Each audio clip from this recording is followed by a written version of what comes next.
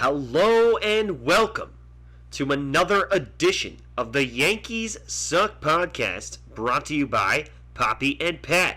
Breaking down the Yankees this past week as they took on the Twins and the Cubs, one series on the road, one series at home. And pretty interesting week for the Yankees to be had. They just refused to hit the suck button. They just continued to just make our name seem really stupid. But in the event that we still find them interesting, we'll still cover them right here on this podcast for you. And Poppy, honestly, this was a really fun week, despite all the different things that happened. I mean, definitely got to be happy with that. Yeah, it was weird. We had some blowouts. We had some, back-to-back, taking the lead, losing the lead type of games. We had a very long extra inning game. Just a lot of variety here. And, when I started this podcast, I was really expecting the Yankees to suck a little bit more. Just a little. So I thought a lot more, to be honest, when we started. Yeah, I know. That was the whole idea, right? I don't know. We were wrong. We were clearly wrong. But look, They haven't faced teams that are crazy strong yet. We're going to talk a little bit more about this, but they have a tough stretch coming up in June, at the end of this month. So that'll be, for me, the real litmus test of this offense, if they can score runs against those really tough teams and continue to produce at this level. I mean, they could freaking beat the win record for the Yankees at this point, to be real. They might beat the all-time record at the pace they're going. I mean, they still sit with sub-20 losses. The only team in Major League Baseball to have that. I think they still sit as the only team with 40 wins in baseball. Yep, that is true. I just checked myself. The only team close is the Mets at 39. And yeah, they only have 16 losses. So the pace they're going at is incredible. Speaking of paces, Aaron Judge obviously on a crazy pace right now for 66 home runs. I mean, this team, the story and the potential, it's unfathomable considering at the beginning of this year, you and I both were looking at each other like, oh my gosh, here we go again, a shitty offseason followed by the Yankees not doing what we expect them to do. Suck. Well, I thought it was 2021 all over again. Me too, but Glaber had other ideas, and so did the Yankees. And to begin this week, they did start on the road in Minnesota. And honestly, it's such a fun time playing against Minnesota when you're a Yankee fan, because historically, and this is just not even saying this, truthfully, this is objective. We have kicked the shit out of the Minnesota Twins for quite some time. And honestly, Minnesota, I feel bad for you. But at the same time, I really don't, because you went and signed Carlos Correa, so I don't really give a shit. But at the same time, this series was really cool for Yankee fans. We got to see Gary Sanchez back, Gio Urshela, who decided that he wanted to hit a lot against us in the series, and we'll get into a little bit of that and a little bit of this as we start in Game 1 back on the 7th. And the week started with a commanding win over the Twins, though. Honestly, this was a big statement game for the Yankees, and it was led by none other than the power duo of Judge and Stanton. Both players got homers in the first inning to put a 3 spot on the board, and Taillon was not his best. We did see Yankees starting pitching really start to come to life in this week, and we'll get into that as well a little bit more as we go on, but Taillon was only able to go 4 innings. He gave up a multitude of hits, ended up getting out of a lot of jams, but still the Twins did pick up those 4 runs in the game. But he did pick up 4 earned runs with Lutke, Peralta, and Marinaccio all went multiple innings to help secure this dub. So the Yankees were happy that their bullpen coming to save the day.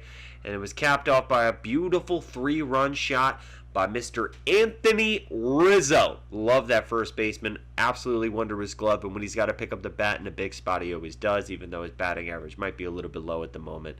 But he demolished that curveball into the second deck in Minnesota. So you got to be happy about that one. Yeah, I was talking to a fellow Yankees fan at my workplace, actually. And he says something funny about Rizzo that I think rings very true. He's like, Rizzo either shows up or he doesn't show up. He's like that coworker that calls out every other week but actually does their job well. Feel me? Oh, absolutely. So, like, he shows up when it matters, which I guess is what you really want. Exactly. And I think that's a big thing for the Yankees is that Rizzo shows up in quintessential moments. I think that in terms of getting a big hit, there's not a lot of guys at the plate other than Anthony Rizzo I would want on the Yankees lineup or roster that I would pick over Anthony Rizzo, I guess I should say. But definitely comes up in those big moments. And honestly, he had that 3 home run game earlier in the year, and we talk about that a lot. But honestly, Anthony Rizzo just shows up with that bat, and I think he's earned that respect. He did help break the curse in Chicago back in 2016, so he's definitely got a lot of respect to his name. But moving on in the week, next day, Cortez was on the bump, and unfortunately, this was sadly his worst start of the season. Going in with a 2-1 game into the 4th inning, or maybe the 5th inning, beg your pardon. He gives up 2 home runs in that inning, and the Yankees start to kind of fall away in this one, and then all of a sudden the game just absolutely dissipated from the Yankees in all sorts of fashion. But, Dan, I know that you thought you were going to get away on my podcast with this, but no, I'm going to totally bring this up. So, my brother decided not to watch baseball this year as much because he's a big Colorado Avalanche fan. Also, kudos to them. They are in the Stanley Cup, and if you want to choose who to side with, definitely pick the Colorado Avalanche over the Tampa Bay Lightning. Nevertheless, he decides to watch baseball because we're waiting to see who is going to play the Avalanche in the Stanley Cup, and he chose this night. And he's like, he texts me, and he's like, "Wow, this team sucks." And I look at him, and I was like, "What the hell are you talking about?" And then I turn on the game, and then all of a sudden, Cortez is giving up bumps. And I text him, and I go, "This is all your fucking fault, man. Yeah, for real. This is you are the jinx." And I kept asking him, like, "Are you gonna turn the game off? Like, give us a shot, man. Like, turn the game off."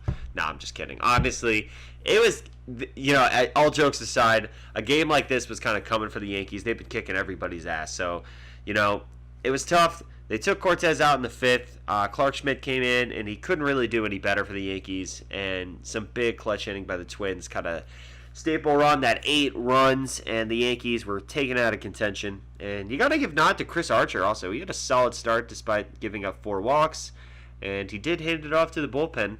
That was pretty rested, so they were able to finish the job against the Yankees in that one.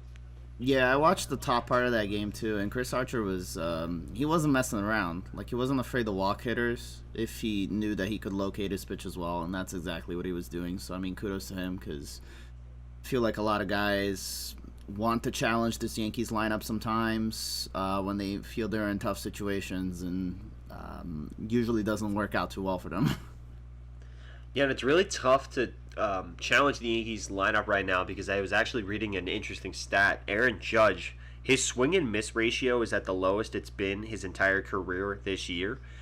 He has just been absolutely patient for the right pitch at the plate, and I think that's been the prototype approach by a lot of these guys.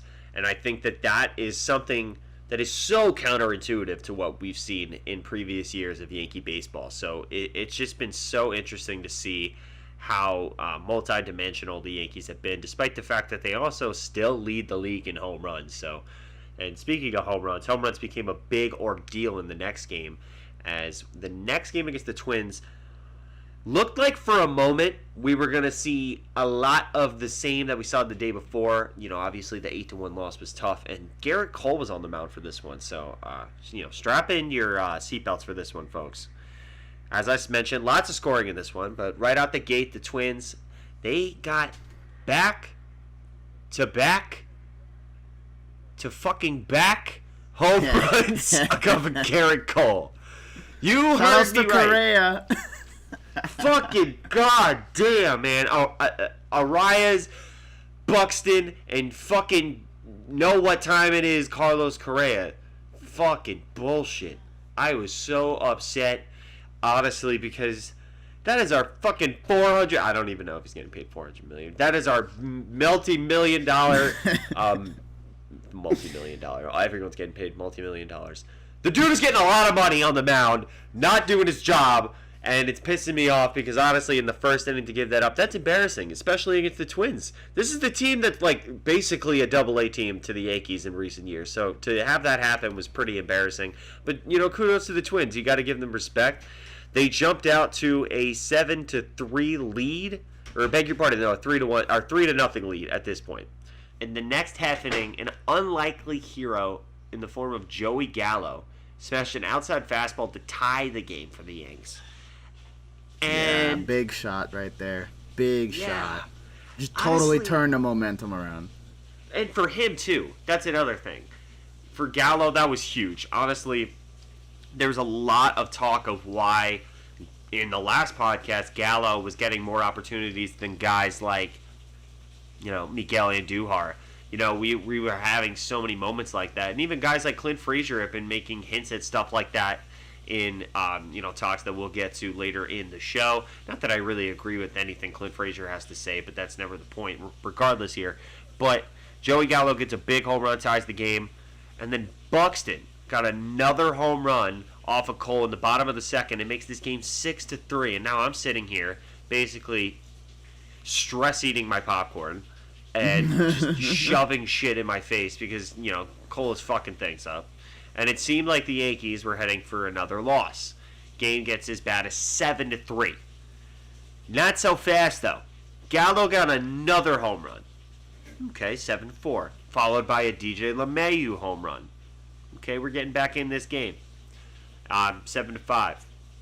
And then Hicks absolutely demolishes a slider inside. A 2-run dinger ties this game. This brought the momentum back to their side. It's 7-7. And I'm sitting there going, how the hell did Garrett Cole give up back-to-back-to-back home runs, then give up another shot to Buxton? So he's hit 2 in 2 innings, and we're still going to win this goddamn game? So the Yankees end up putting up a 10-7 spot. And the Yankees bullpen comes up huge as they did their job with Peralta, King, and Holmes, all throwing perfect frames to seal the deal for the Yankees. Again, a 10-7 win and a series clincher against the Twins. And honestly, I think that was a big statement win for the boys. They needed something like that after giving up a loss in the previous night to kind of say, we still have that fight in this lineup no matter what's happening in the ballgame. Yeah, that one felt good, and obviously feels good for those more bottom of the lineup guys and Hicks and Gallo to really show, strut their stuff and feel good, and that helps the whole ball club. When you have the guys around you picking you up, you can't always be Judge and Stanton. That's just not gonna happen every game, And so if this team is gonna make it far in the postseason, they're gonna need Hicks, Gallo, Kiner Falefa, Trevino to step up, and so far they've done well. So it's really good to see. Yeah, the role pieces for the Yankees this year have been so significant, and that's the kind of baseball team that goes far in the postseason. Not that, like you said earlier in the show, anything's guaranteed. It's always a crapshoot when you get to the postseason. But when you have guys that can step up in big moments, like Trevino has 2 walk-off hits. Donaldson has 2 walk-off hits. You have Gleyber Torres that had the most walk-off hits in baseball since 2019. I mean, you have a lot of guys that know how to swing well at the plate. You have a lot of smart IQ baseball players on the diamond defensively. It just looks like a way different ball club than we've seen in so long. And honestly, just the no quit in this team is honestly something that is a very new trait to some of the members of this team, and I'm very happy to see it. And Aaron Boone's definitely got to be happy to see it too. Yeah, and I was going to bring this up too, that, the players they traded away, especially Gary Sanchez, I would say, are players that tend to not have that fight in them, but more importantly, chase a lot of balls out of the zone, take a lot of big hacks, right? I mean, that trade really changed the whole dealio. I mean, Trevino and Kiner Falefa are completely different guys. They're contact guys. And so, I mean, maybe that's all it really takes, right? Like 2 pieces plus some bench guys, and suddenly you're a completely different ball club. It's crazy.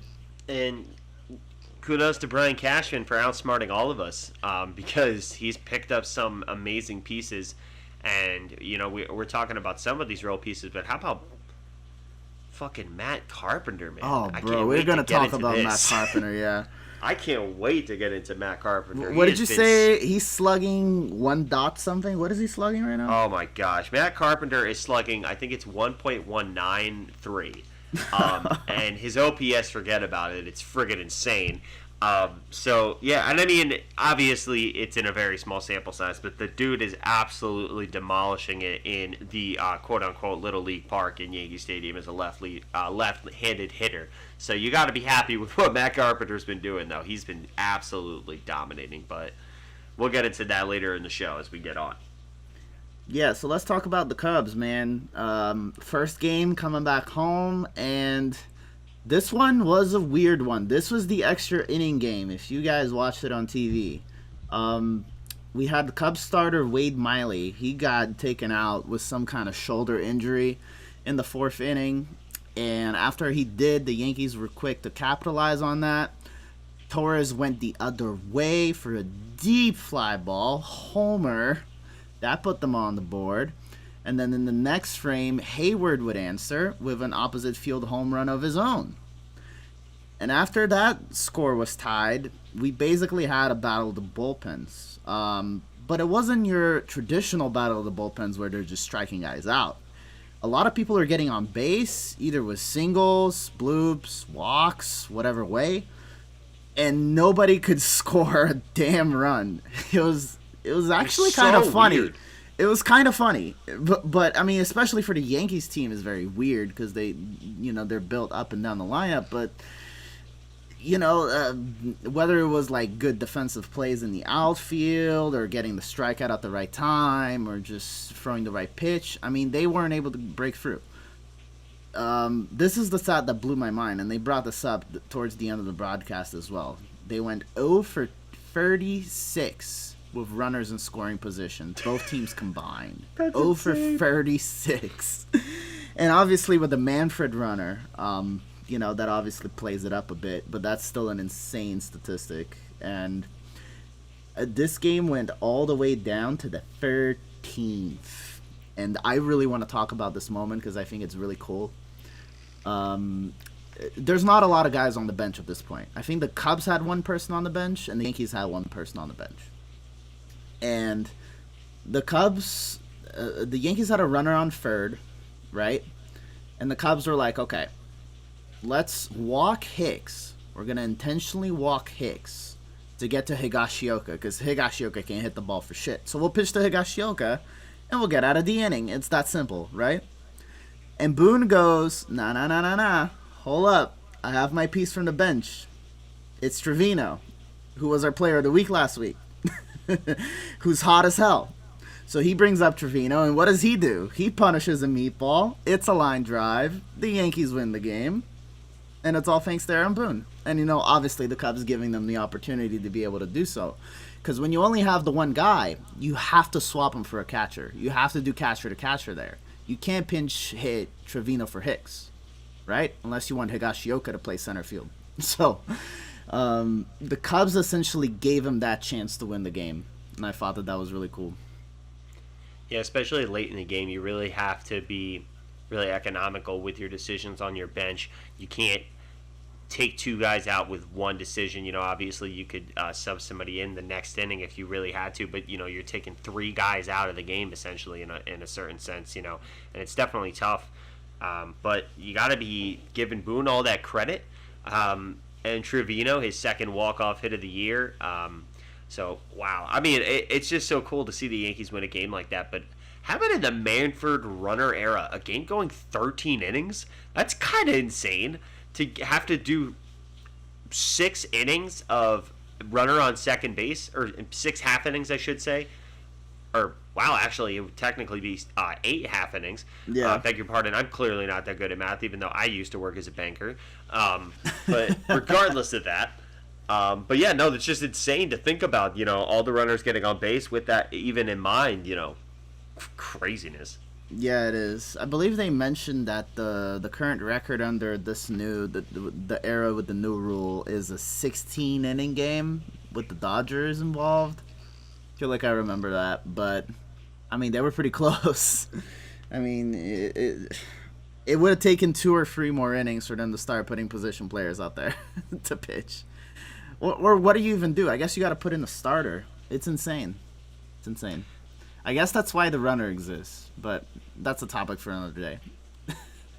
So, we get into the next game, and y'all better watch out, because Judge steps into the box. He's the leadoff hitter, and he just sends a fastball into the seats for a home run. And that's how that game started. Good morning, to the pitcher. Hello. Good morning. Good afternoon. Good night. And Stanton almost hit one out, too, in that first inning, but it was caught in center field, unfortunately. He redeemed himself, though. And this was the talk of the week for a lot of people. He tattooed a slider down and in the honey hole, and he lasered that off the second deck facade where there's like a Poland Spring sign. I mean, that ball was gone. It was 119.8 miles an hour. The only other player to reach that speed, he tied him, by the way. He tied the hardest hit baseball of the year. The other player was Giancarlo Stanton. So he has the 2 hardest hit baseballs of the year. And I think the only ones that can snuff him are like Ohtani, Trout, Bryce Harper, maybe. I mean, there's some guys, that like he's in the group of like 10 people that could even potentially even hit the ball that hard. So it's pretty crazy. After that happened, the game just quickly unraveled for the Cubs. Everyone started hitting bombs. Torres hit a bomb. Judge hit a second one. Trevino hit a bomb. That's awesome. I love Trevino.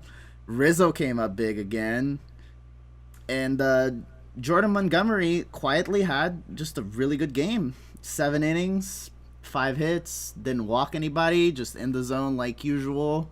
Marinaccio and Litke closed this one out. They did well, and it was just a clean game. Shutout. Love to see it.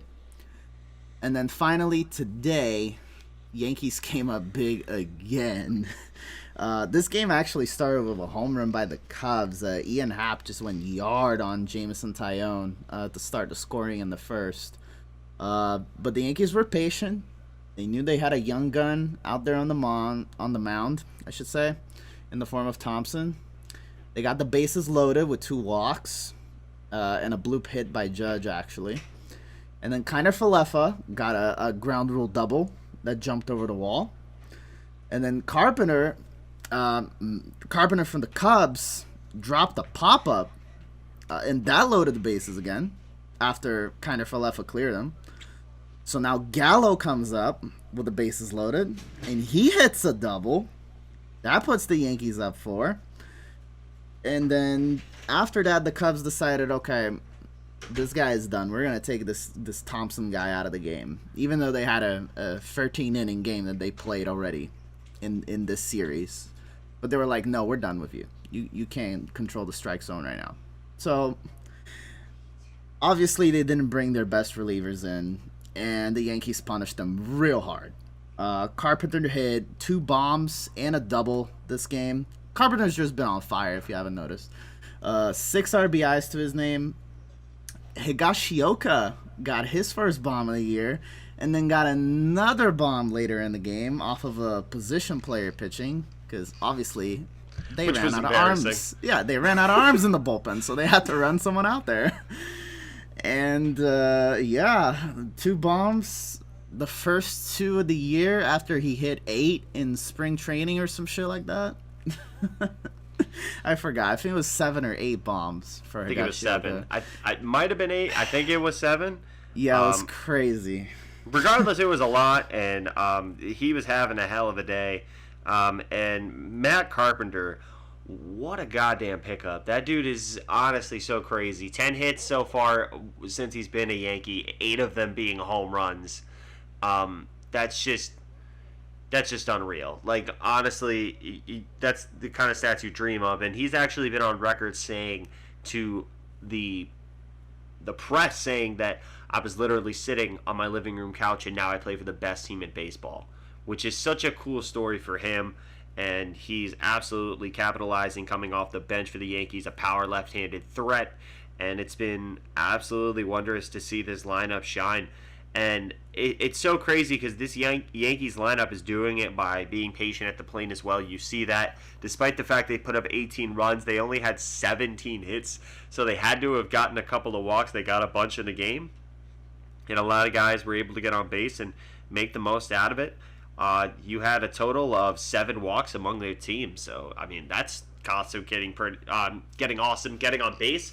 It's definitely big for the Yankees to be doing that, and honestly to put up a 14-run deficit on their opponents. Just goddamn, 18 runs in one game. Yeah. Mm-hmm. That's crazy, man. I mean, there was the position player out there, but I mean, even then, that wasn't. Most of the runs were scored before that happened, and just the patience is insane. That first inning exemplified it for me. That they got a big hit on Tyone early.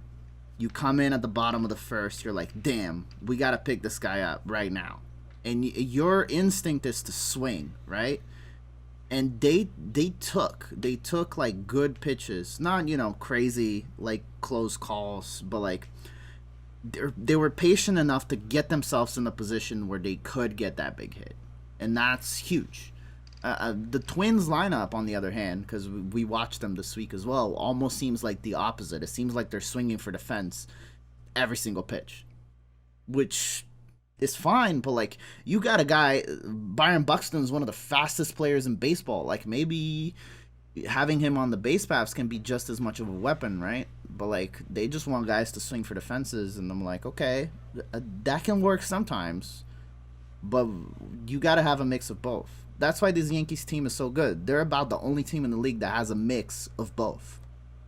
And they've been looking for that mix for so long. I mean, we've been complaining about how this Yankees lineup has been so home run hungry, and they haven't been able to get guys on base and come up big in those situations. And this is really a year where the Yankees lineup has shown up big. I mean, despite the fact that they had 4 home runs today, so that's a lot when you look at it on paper, none of them came from the big dogs, and none of them came from anybody who's been really raking it at the plate so far. So when you think about it, other than Matt Carpenter, but I mean like ultimately the whole year, let's just put it that way. None of the guys that are really putting up the big numbers, those guys had to get on base and get runs somehow, right? So those guys are getting it done in different ways, and this is just a game to actually exemplify that they can do it in different ways, and they just haven't been able to in previous years. So as a Yankees fan, as much as it's an 18-4 win, you gotta be happy about that. This one gets me excited because it's just an example of what we've been waiting for the Yankees to be able to do with such a deep lineup. We've been talking about this farm system that's been deep for so long. We've been talking about how the Yankees didn't make the right moves in the offseason, but, Brian Cashman thinks that he knows what he's doing. He makes this trade for IKF and Donaldson. It shows all the depth that they really have up and down, and you got to be happy about it. The fact that they have 44 wins today on June 12th, on June 12th, even still as impressive. 44 wins on June 12th is pretty amazing. Yeah, 44 wins does sound like a July or August stat. It really does. Yeah, it's I don't know what else to say, man. They're the team to beat. It seems like they can't make the wrong move either. Carpenter doing amazing. I mean, Carpenter could strike out 20 times in a row. He'd probably still be his stats would probably still be very serviceable. And this guy is not playing every day, which I think is an underrated aspect, because a lot of players will speak to this, that when you're in a groove, it often feels like you want to be playing every day to maintain the groove. And he's been able to do this on separate days, separate occasions, separate types of situations. And so it's really respectful, especially for a guy who, got dropped off the minor league system, or I should say DFA'd, and now making a splash in a big team. So I'm really proud of him, and really proud of this lineup in general. That it seems like there are very, very few weak spots, even if you like. Gallo seems to be turning the page a little bit, if you count this week, and Higashioka just got 2 bombs, so what is the weak spot? It's crazy. Yeah, definitely have to be really proud of this club too. I mean, everyone's been stepping really big into their role, and that's just the. I've said it before. I'll say it again. It's the quintessential thing that a good ball club that makes a big run of the postseason has, and we'll see if the Yankees can keep it up. And I'm really excited to see guys like Gallo, Trevino, and even Hicks really starting to get involved in the party, and it's going to be exciting to see if the Yankees can keep this up. Their pace is incredible here in the middle of June, and honestly, as a Yankee fan, you couldn't ask for anything more. Well, Pat, I want to talk about a guy who has been weirdly inconsistent in his role. I think you already know who it is. This is Garrett Cole. Okay? Kermit the Frog. Yeah, Garrett the Frog. And listen, I like the guy. I want him to do well. We are paying him a lot of money to pitch for us, especially compared to our other starters. Let me just pull this up. What is it again? 36 million a year on 9 years. So he's with us for a long time, all right? So this is a fire year for him, okay? He wants to prove himself this year. And so far it's been very seesaw, like highs and lows, 2 steps forward, 1 step backward type deal, okay? Everyone, I think, remembers his first start of the year. Didn't do well against Boston at all. He blamed it on, oh, I'm feeling like really cold in my jacket, and oh, I had to start 10 minutes late. A lot of people didn't like that. So, after he had that one bad start, Alexa, stop. He did okay for a couple games. And then he imploded against the Tigers. That was the game that he walked everyone. He walked like 5 batters in the first inning or something. He walked in 2 runs. I think that sounds right. Oh my God! Yeah, he walked 5. That game. Yeah, that game. Yeah. That game. He didn't go 2 innings. They had to pull him because he didn't have control of his pitches. So there was that. He only faced 11 batters in that game, by the way, and he walked 5 of them. Yeah, there you go. It's insane. And since that game, I will admit, he seems to have the control issues figured out. He hasn't had a crazy amount of walks since that happened.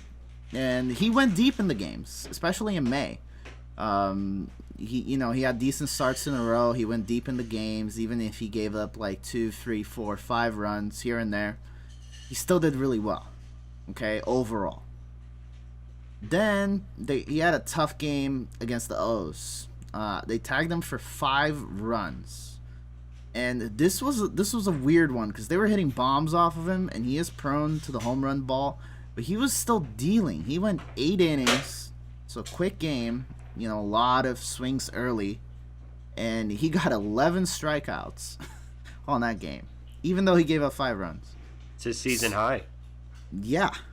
And even though he got pulled early a couple games, so I mean, there's that too. But it's pretty crazy. And then his best start of the year actually was the one right before the one that we were talking about this week. He had a 2-hit gem against Detroit. He got 9 strikeouts, no walks. Went 7 innings. Did really, really well. That was the Cole that we were used to seeing with the Astros, just straight dealing, getting high strikeouts, not allowing any hits. And, his latest start now, back-to-back homers, Twins, getting up on his ass. Buxton hit 2 shots against him. Early implosion. And it seems like that's the way it goes for Cole. He either implodes in the first 3 innings, or he goes 7. There's absolutely no in between, and I can't figure out for the life of me what's going on. Because if you start looking at underlying metrics and you go, okay, his strikeout rate is still good. That's not the problem here. His stuff is nasty. Okay, he had that bit of a control issue on that one game, and then since then, he's been throwing the ball in the zone, not having a lot of walks. So what's biting him? It's the home run ball, right? Why is the home run ball biting him? He seems to be almost too much in the zone a little bit. And I don't know if that's that bad of a thing for him necessarily, because he does have the stuff to throw in the zone sometimes. But he seems to want to throw pitches middle early. He seems to want to establish his pitches early to then move on to something else because he has so many weapons to work with. And I don't know if that's just like, I'm basing this off the eye test. I don't know if that's something that can be fixed, you know? Like, what do we do about this? Do we tell him, throw the fastball up more? Do you tell him throw your breaking pitches earlier in the count so your fastball works better? I mean, what is the strategy here? I just don't understand. Because this type of inconsistency is not what you want from your ace. I absolutely agree, but I have to disagree on one thing. It's so weird because Garrett Cole is such a case of a kind of a classic type of you don't want to fall behind, but you also don't want to get too far ahead. I don't know. With Garrett Cole, he has starts where he starts blowing away guys. I mean, we started talking about it. He has nights where he has up to 6 to 9 strikeouts. That's really his like prototype night where he's in his kind of his zone. So he's got all of his pitches working. But even still, he loses on certain nights when he gives up 11 strikeouts, his season high, as we talked about earlier. But the thing that you notice in some of these games that really come back to bite him, and it goes all the way back to April, it's when he can't find the goddamn strike zone for some reason. When he starts walking people, the game goes to absolute shit. And it's because Gary Cole has lost his command of something, and then all of a sudden he gets exposed. And I think the Twins saw something in that, and they jumped right on it from the get. I mean, the Twins are responsible for almost half of Garrett Cole's home runs given up this season. He gave up 5 to the Twins. He's given up 11 on the year. But he gave up 2 walks in that game, so there it is, the lack of command.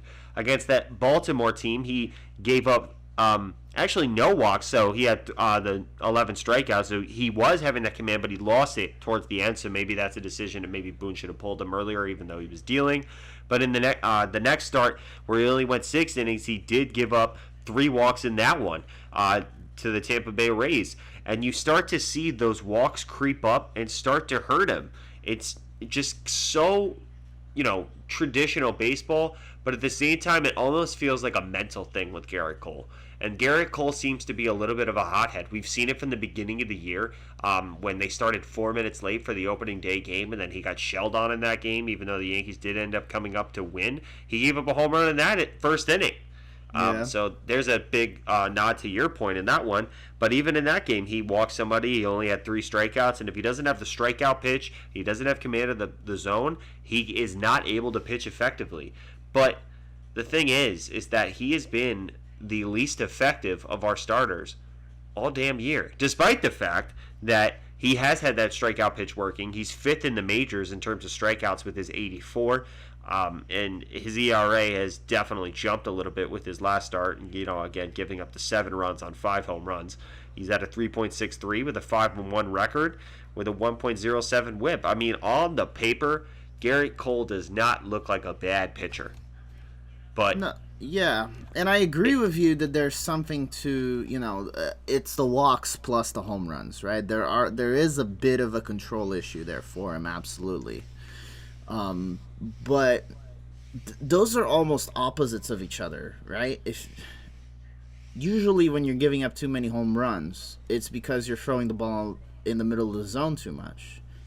And he's doing neither. He seems to be throwing a lot of balls middle early in the count. And if hitters get smart and they jump on it. But then he'll start moving to his secondary stuff, and then he can't hit the zone with it at all, right? So, is the actual problem here that he can't throw a slider or a curveball for a strike? Is that the issue? I'm wondering, and I'm going to try to find this here, but it's just this kind of inconsistency blows my mind, Yeah, it definitely does, especially when you look at the rest of the Yankees rotation in itself. I mean, we did talk about Nestor Cortez having his worst start of the year, but look at his stat line coming even into this month. It's just so incredible when you think about Yankees pitching has been the best in terms of statistical matters all year. I mean, it's kind of crazy in that sense. About to pull up also the highest Yeah, or ERA for the Yankees, or the lowest ERA, I should say. right. And this is what boggles me. Okay, he still has above 90 percentile on all these categories: whiff, chase rate, strikeouts, spin. I mean, his stuff is just his stuff is still great. It's absolutely excellent, and yet he's getting barreled. So there's something in his approach with the way that he's pitching that's not working for him. And I can't figure out that if it's the cutter that he started using a lot more this year. It doesn't seem like it is to me. Um, Honestly, anecdotally, a lot of the home runs I see hit off of him are either on the fastball or the slider. And something about that slider seems to be a bit janky for him, because a lot of those in the zone that I'm looking at are spilling over way outside, non-competitive, and it doesn't seem like it's a pitch that he has full control over. I don't know. Weird. It's just not the same pitcher we thought we were getting. And Garrett Cole, I don't like to raise any suspicion, and I don't think that there's any coincidental matter in this, but he hasn't been the same pitcher ever since the Spider Tech issue. Absolutely, yeah. And look, there's a lot of pitchers that have suffered from that have not been the same, but it's hard to make a guaranteed claim that that's the case, right? Exactly, and I don't Right. want to go as far as to say that, but it's definitely worth noting that that is where this sort of decline really has started with Garrett Cole. Yeah, and I will say that the Astros are one of the teams that have been confirmed to start using that kind of pitch, that very tacky substance early, and to incorporate it with all their pitchers as like an organizational strategy, right? So when they brought him over from the Pirates, they certainly put him onto that, and had him throw with that tacky stuff, and he's had to adjust since then. And that's part of why I say this year is a big year for him, because he wants to show in a clean, full season that he's still the guy to trust, right? And I mean, especially with Cortez right behind his butt, that's definitely not been the case. Nasty Cortez has still got a sub 2 ERA with that 1.96, which is just super sexy when you look at that goddamn thing. I mean, the dude is Yeah. absolutely dealing. He's actually pitched more innings than Garrett Cole this year with not Wow, I read that fucking shit wrong. Hold on.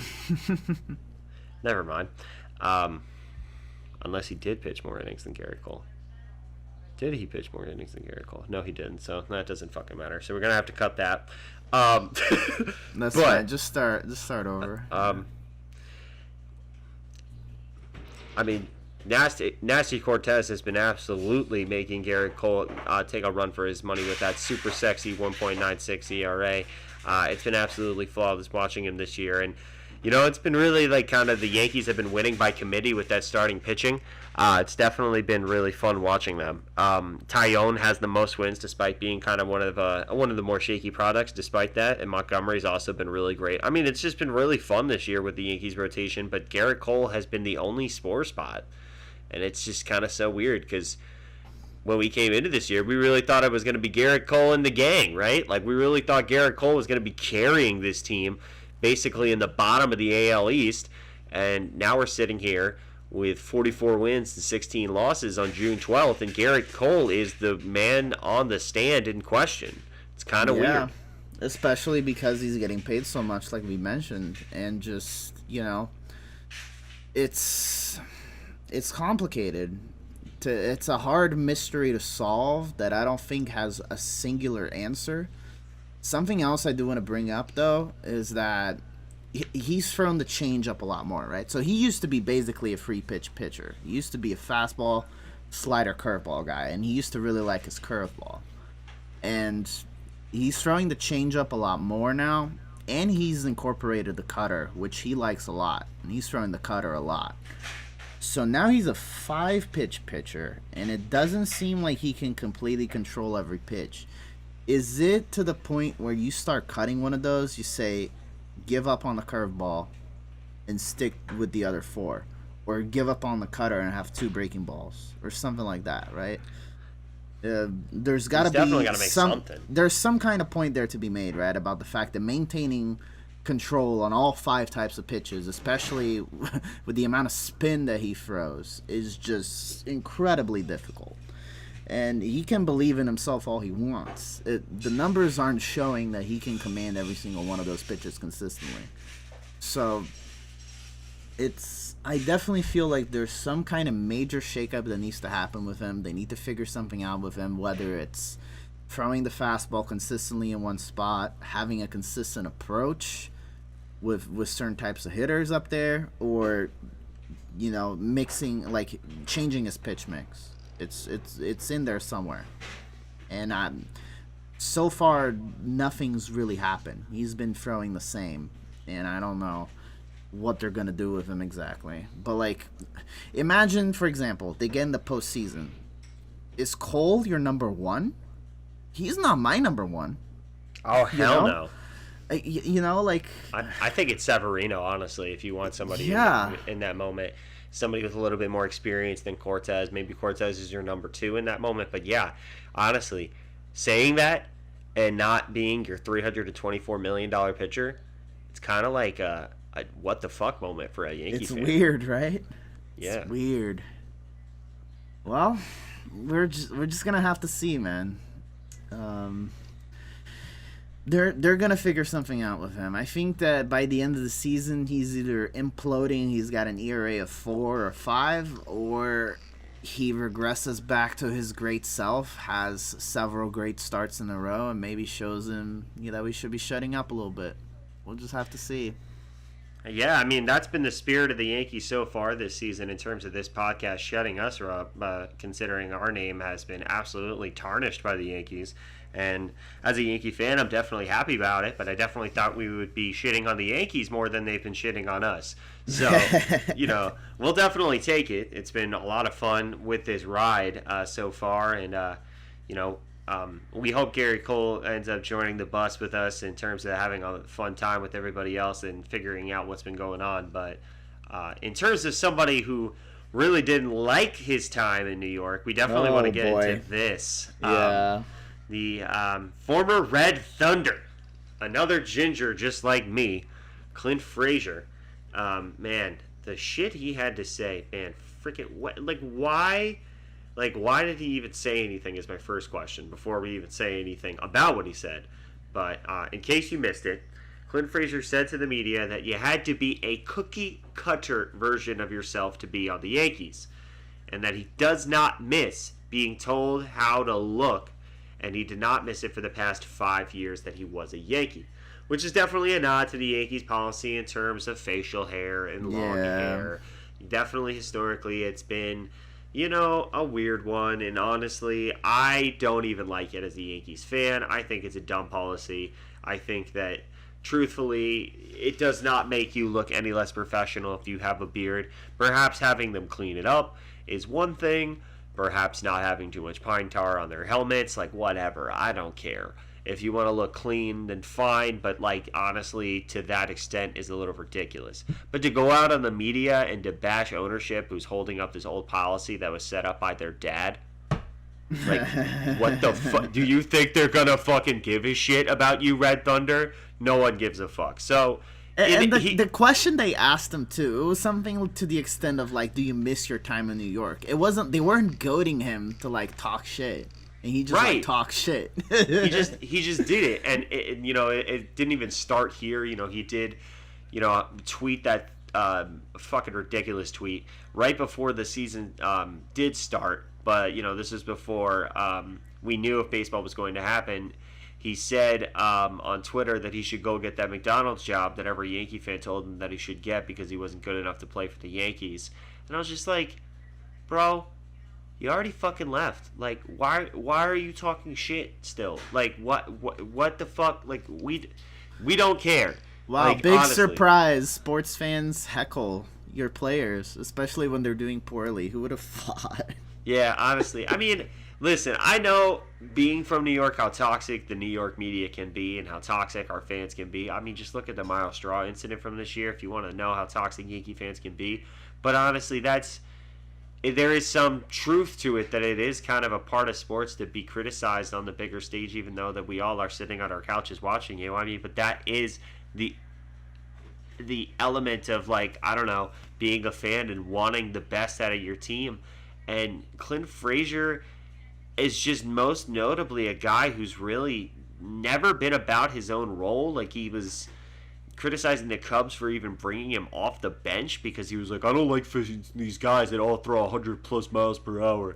Like, then, motherfucker, swing faster. I don't know what to tell you. You're a major leaguer. Like, you have the dream of playing in the majors. I don't, like, how are you going to complain about what role you have? Like, honestly, like, I understand guys are, competing every day and they want to be the best version of themselves, but like, to literally go out there and to say like it's not fun doing what I'm doing, it's just like, it's not a good look. So the Cubs ended up DFAing this guy, and he didn't have to actually face the Yanks in their hyped up rematch with the Cubs. So mind you that the Cubs have a fairly thin batting lineup at this point. Like, they probably could have used him, and I get the feeling just from like the few comments I read and what I've read about this guy that he's just like a clubhouse cancer, and they don't want him around purely because of what he brings to the clubhouse. It's not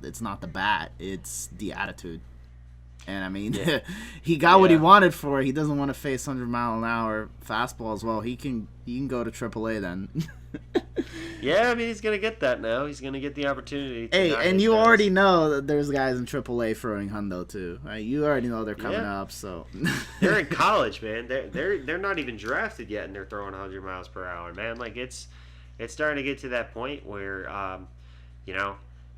the speed guns are just gonna have to, try to catch up. And speaking of speed guns trying to catch up, apparently the speed gun was broken a little bit this week. Poppy, you want to tell them a little bit about this one? Did you hear about that? Because I actually didn't, so I'm very interested to hear about this one.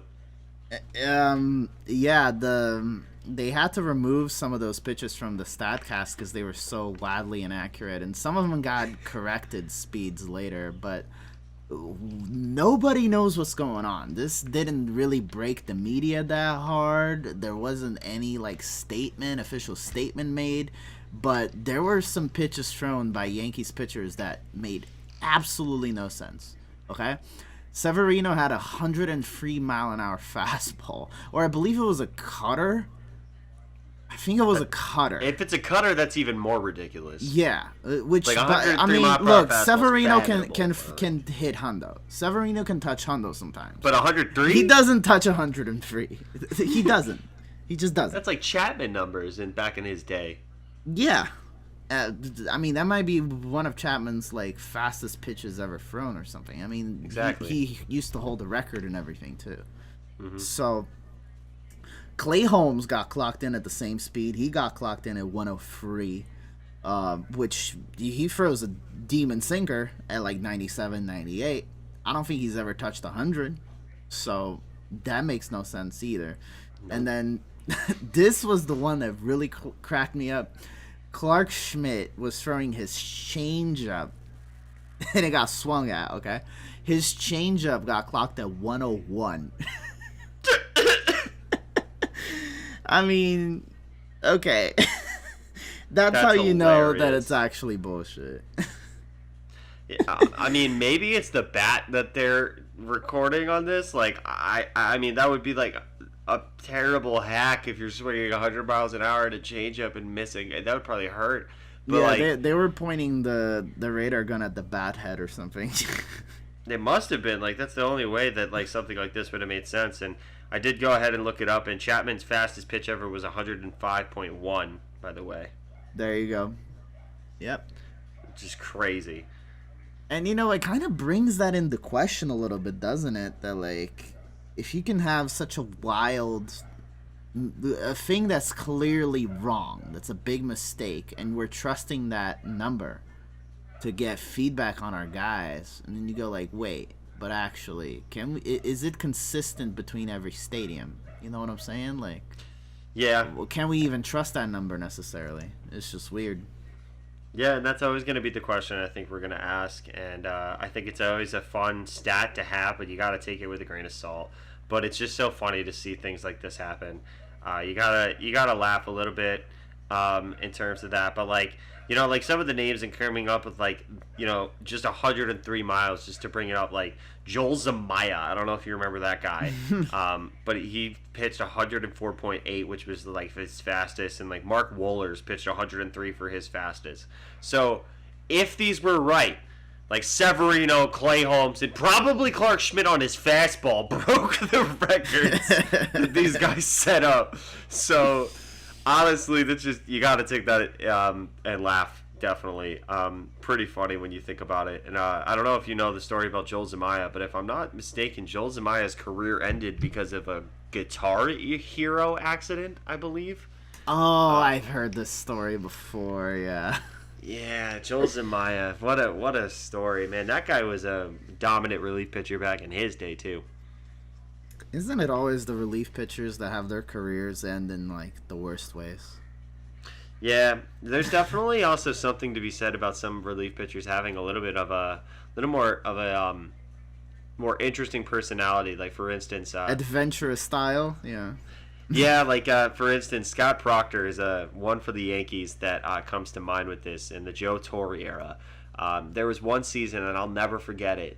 In 162 games, Scott Proctor was brought in relief 81 of 162 games, and Scott Proctor was not a closer. Scott Proctor was not a setup man. He was like a eat-up innings guy. So I don't even know how many innings he pitched that year, but 81 appearances in 162 games is insane. Wow. And that was also before they installed the 3 out per guy. So he would possibly get brought in for situational, setups and stuff like that. But 81 appearances because Joe Torre was very traditional, and he went with somebody he trusted, which we trusted Scott Proctor. Yeah, but man, this man was probably like, again? Again, Joe? But then, the best part about this, though, is that he actually was so done with all of this shit that he took his jersey and he lit it on fire outside of the dugout. And everyone, like, it just was this story that just came out of, like, it never really, like, blew up bigger than ever that, but, like, yeah, Scott Proctor just lit his jersey on fire outside the dugout, and we're all like, oh my god, this dude's losing his fucking mind. Like, maybe we should, like, give him a day off or something. And then, after all this, Joe Torre ends up not getting rehired by the Yankees and ends up working for the Dodgers. And you know who signed Scott Proctor? The fucking Dodgers. And he was probably talking to his therapist like, if I have to work for that fucking goddamn Joe Torre anymore and he puts me in for fucking 87 games in a 57 game season, I'm gonna lose my fucking mind. Like, I can imagine, man. Oh man, what a story. Oh, that's hilarious, man. Baseball's a weird game. Okay, let's talk about our best player of the week. I'm really excited to talk about this one. He did really well, quietly, on a quiet outings for him. Ron Marinaccio was used 3 different times this week. Once he went 2 innings on that big blowout and gave up no runs, 1 hit, and 2 walks. That's it, on 4 innings. And he got 6 strikeouts to his name. You know, in case you didn't know, this guy is not a closer, not a setup man. He's more of a middle inning reliever, and did really, really well this week. He's showing that he has a really, really good changeup. He's fooling hitters badly on his changeup. He's got a slider to complement that. And just a really interesting story behind him, because I looked up, how he came up through the system. He was playing A-ball when COVID started, and obviously they didn't play that whole year, so he used all of his downtime to just throw bullpen sessions. He went to his local bullpen in New Jersey somewhere and just threw balls. You get weighted balls, just throw them to the netting by himself, just to work on his stuff, improve his fastball. He ended up adding 5 miles an hour to his fastball in 1 year. just by throwing weighted balls. And, this is a guy that's past college year. This is a guy, trying to pitch in his way into the majors. And he put in the work, and it paid off. I thought that was pretty cool. And he cracked the major league roster this year. Didn't have such good starts early on. They still stuck with him. And it seems to be paying off now. Because, it's important to have more weapons like that in the back of your bullpen, on the fact that the Yankees already have, Chad Green injured, Chapman out for an extended period of time, and you never know exactly what's going to happen to all your pieces, right? I mean, some of them could end up being traded. We could have more injuries down the road. So he's a guy to watch out for. I think he could become a bigger name than he is right now. Yeah, and it's really cool to see Marinaccio get this award after also receiving the worst player of the award 1 week from us. So it's really cool to see him kind of come up in that redemption story. Just even between this podcast, it's been really fun to watch his career unfold so far, and definitely a really cool story to watch him come up and put in that work. And it's been great watching him this week, and in a week like this when there's so much going right to win player of the week, it's definitely a big special nod. So you got to be happy with that, especially because the Yankees literally only lost one game this week. So you got to be proud of yourself with this, and obviously you got to give shout outs to Joey Gallo, who had 6 hits this week, and he had 3 big dingers, 2 of which in that Twins game comeback where the Yankees were down 7-3 and came all the way back to win 10-7. And one of those home runs tied the game for the Yankees, so you got to be happy about that too. Every single one he hit counted too. I was gonna mention Gallo as well, because he's probably the second best player of the week. I mean, it's between him and Judge once again. I mean, I just want to mention real quick that when I rank these guys, Judge is often my second or third choice every single week. I mean, oh yeah, it's insane. How could it not? Right? I mean, the dude is hitting home runs left, right, and center. He's on pace to break Roger Maris's record, which holds as the most home runs hit by a Yankee in a single season. And some believe that also to be the home run record after Mark McGwire and Barry Bonds and Sammy Sosa all decided to get their names in there with some steroids and cork bats and all that shit. So, but yeah, so it's going to be really cool to see if Aaron Judge can pull this off this year. Wow, he's on pace to absolutely do some crazy shit, man. He's still hitting a .313 clip, high in ERA, leads the league in homers. So yeah, I'm not surprised that he's at the top most of the weeks.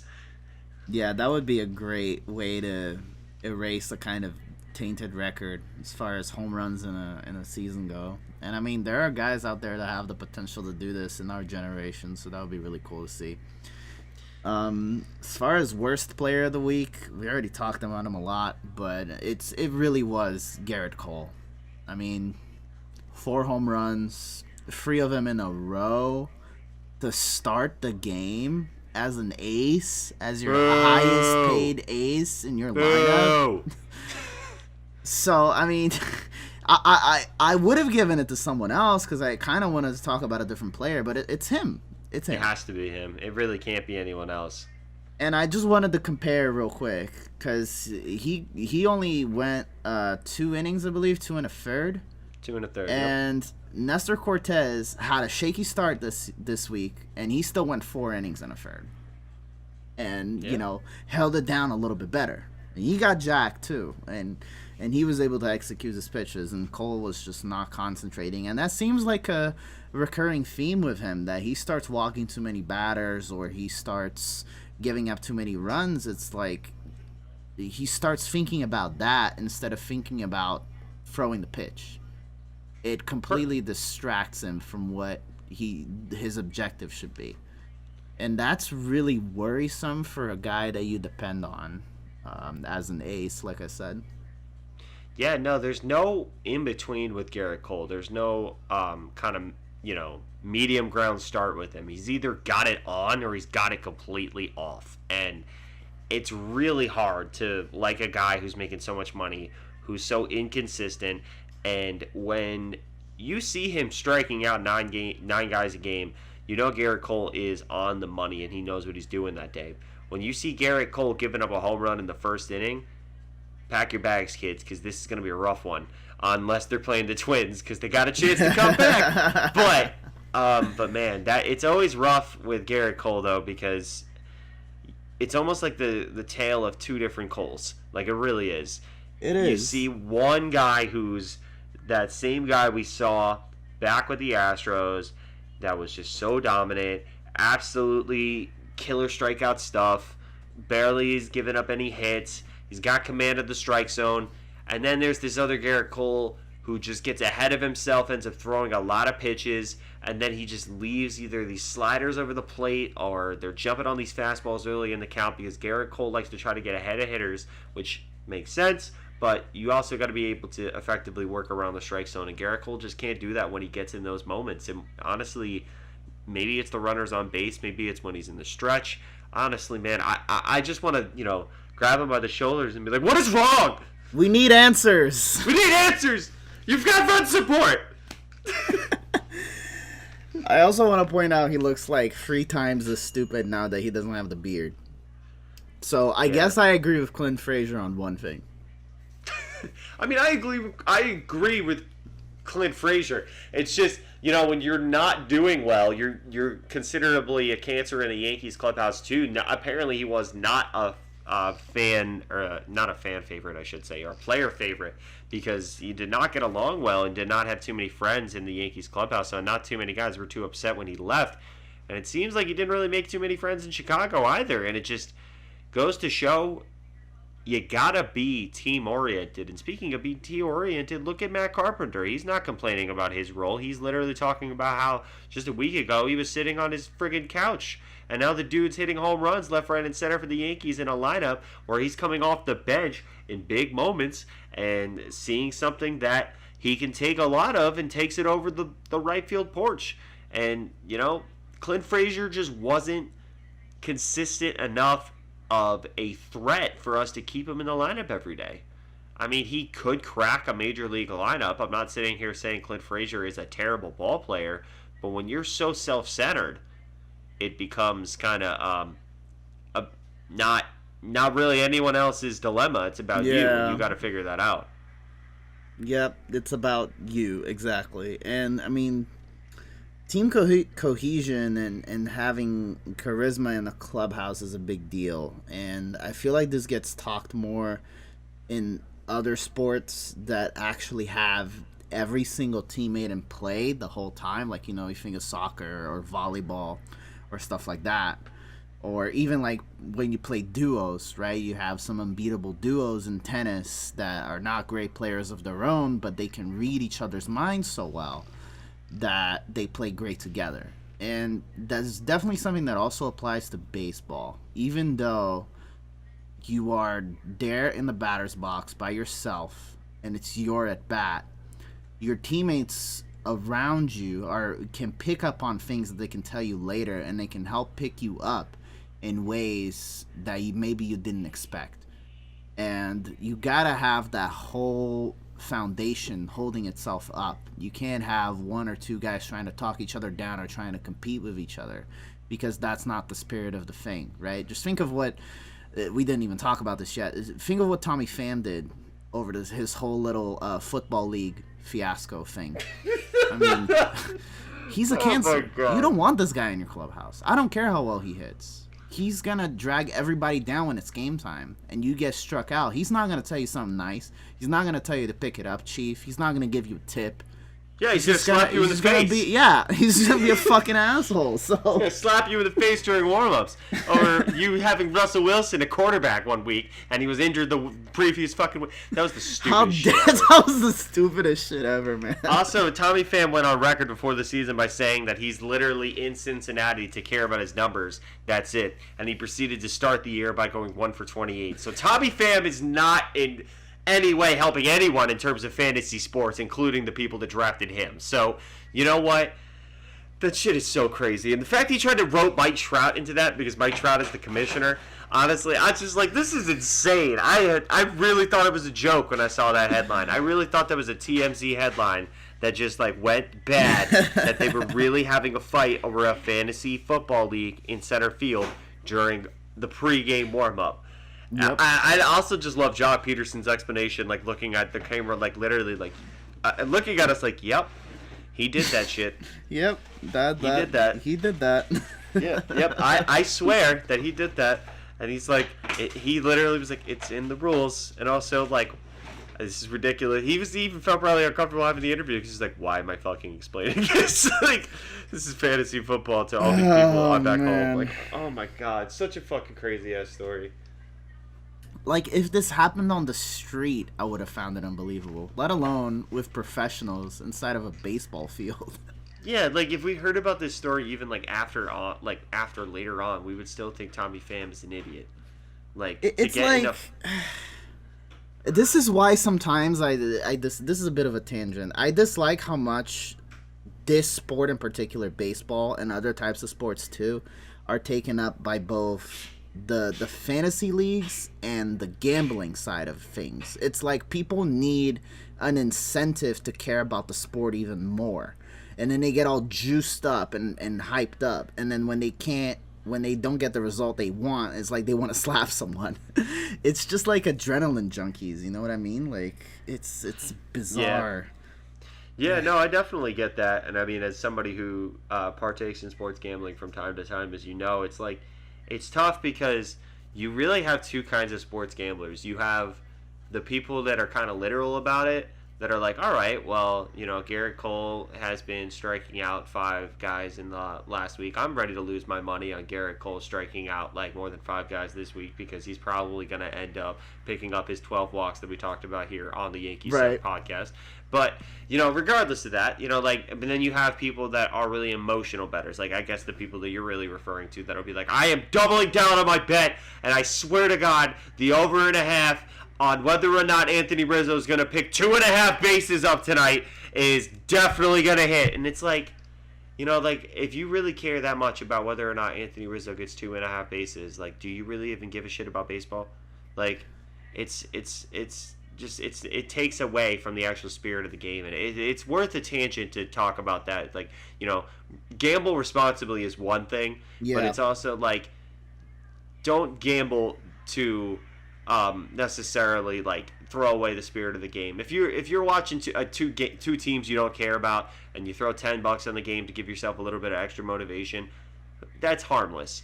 But if you're doubling down, trying to triple your bets and investing all your winnings in whether or not DJ LeMahieu's going to get 3 RBIs tonight, like, stop. Just fucking stop, you know?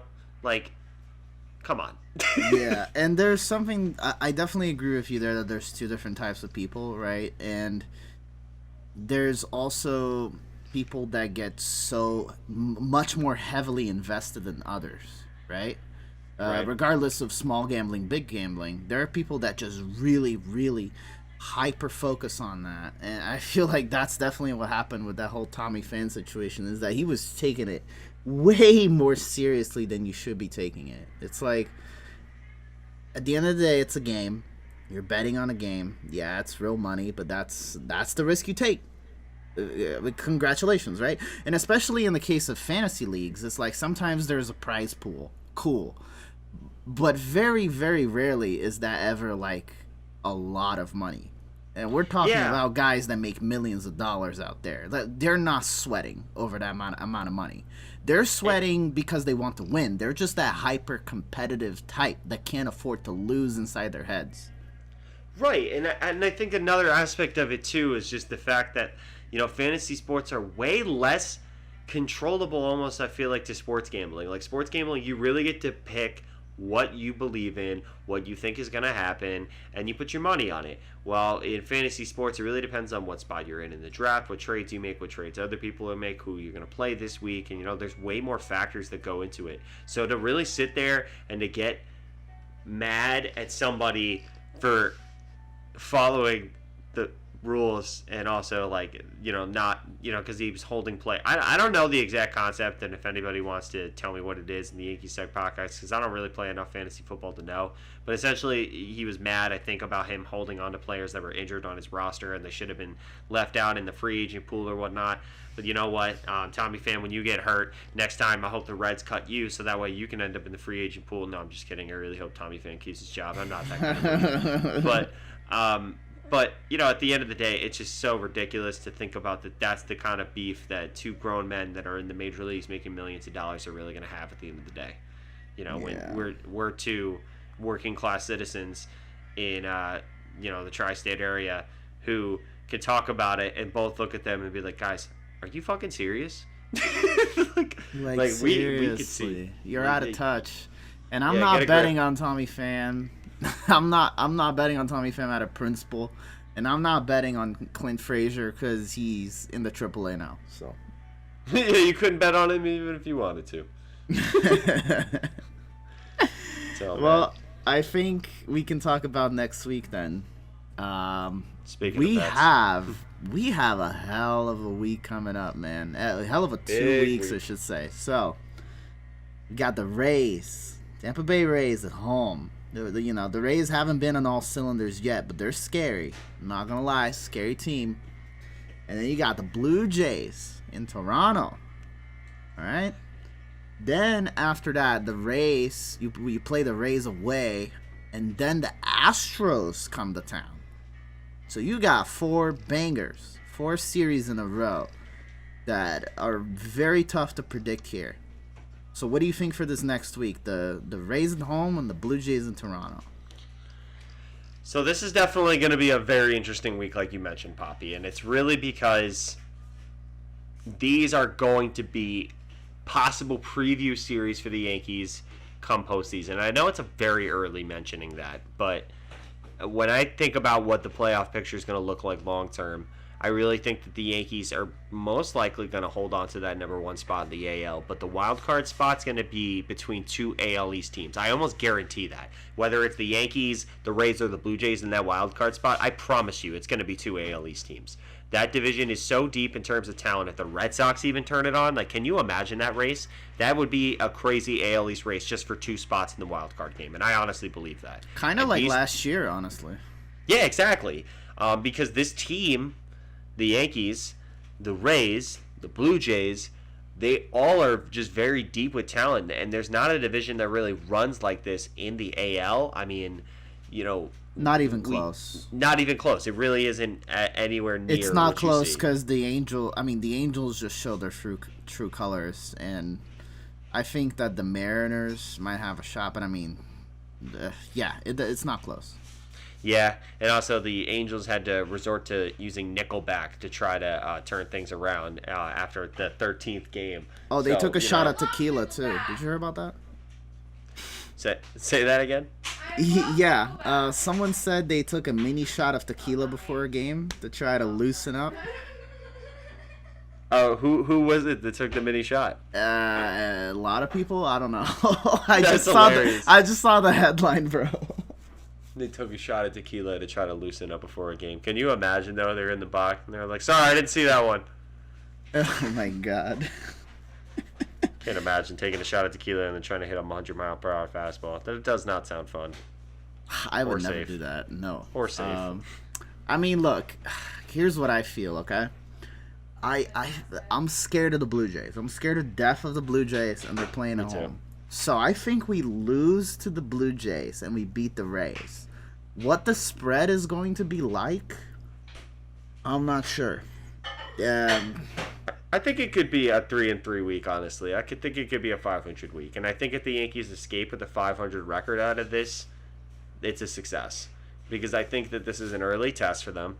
I think, honestly, they had some shaky pitching last week in terms of the starting pitching, even though they did end up only losing 1 game. But this offense has been overperforming the last couple of days. I mean, they scored 26 runs in 18 innings. That's insane. I don't know if they'll put up 26 runs in either of these series alone. So I don't know if that's going to happen, but I could see a 500 record going out of this week. Yeah, I think that would be a success as well. If they can keep a positive record through June in general, would be good.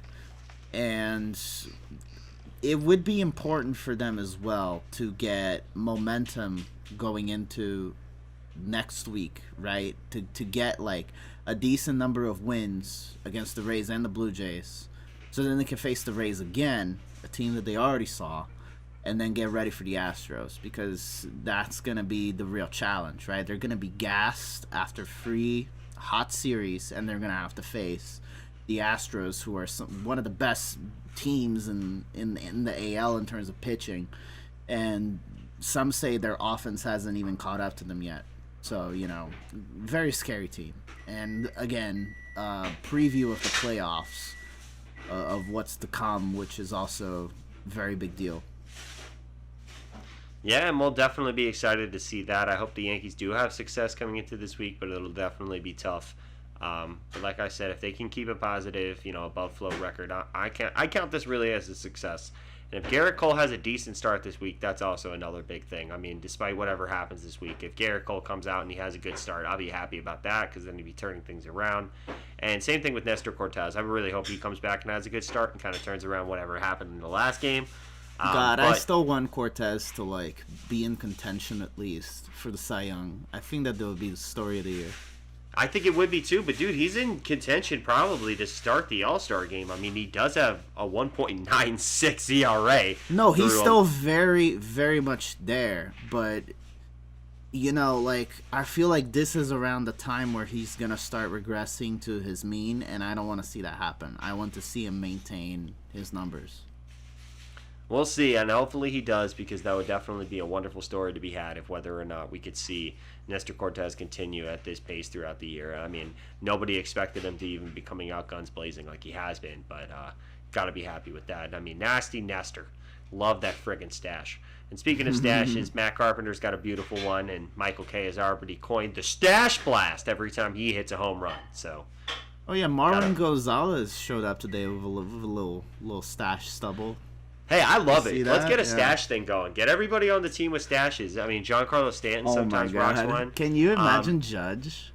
Judge with a stash would actually be hilarious. I would die. I mean, I honestly, truth be told, I don't know if Judge can even grow one. Which is really, I don't want to say that to a 6'7" man. He looks so baby-faced, right? But he really does have a baby face, and I've really never seen him with even a remote kind of stubble kind of feel. So I don't know. Not even in the off season. He looks like that guy that puts on sunscreen before every game. He probably does. And I mean, the thing is that, I would love to see something like that. And I think that it would really spike things up and kind of, keep the club camaraderie going. So I'd be really interested to see if the Yankees can do something like that come this wavelength. And if Andujar, you don't want to grow a mustache, that's fine. We're going to trade you to Miami. Yeah, you're cut now. Yeah. All right, man. That's a wrap. Thank you very much for listening, guys. We'll catch you on the flip side next week. Big week coming up. Want to hear your thoughts on it, all right?